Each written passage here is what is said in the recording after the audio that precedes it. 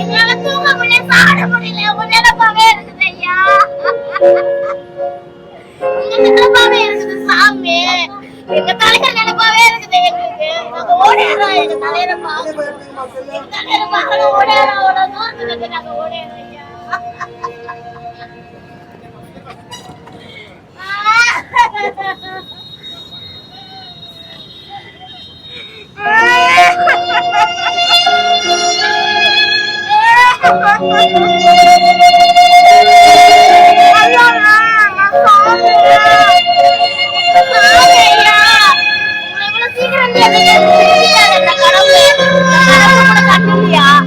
கடவுளுக்கு கண்ணு இல்லையா?